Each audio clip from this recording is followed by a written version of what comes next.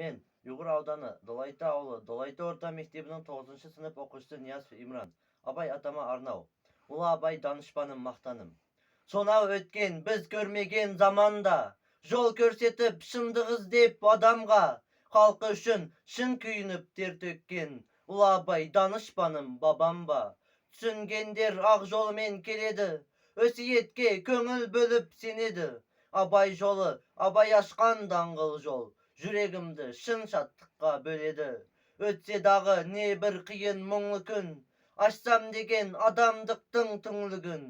Қиын күннен қиыстырып жол тауып, Ұлы Абай ашты өмірдің шындығын.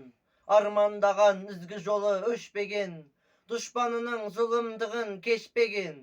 Білім жолын жатпай тұрмай іздеумен, келешектен бір үмітті көксеген. Ынтыламыз өлеңменен сөзіне, ынтық болды достықпенен сезімге. Өнерменен парасатты көркімен, ғашық етті аруларды өзіне. Ұлы Абай халқым сүйген данышпан, ой өрісін іздеп тапқан алыстан. Өз айтқандай тар заманға кез болып, терін төгіп мыңмен жалғыз алысқан. Өлеңменен өсиетін жаттадым, аңсап өтті келешектің ақтаңын. Тәуелсіздік заманына ұласқан Ұлы Абай данышпаным, мақтаным.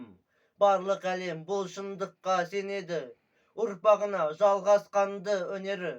Абай жолын шын түсінген жүректер мәңгілікке осы жолмен келеді. Ашып тұрып тәуелсіздік кесігін, еңбек етіп халқым тауып несібін. Өнерменен ол еңбекке баулыған, ардақтаймыз данышпанның есімін.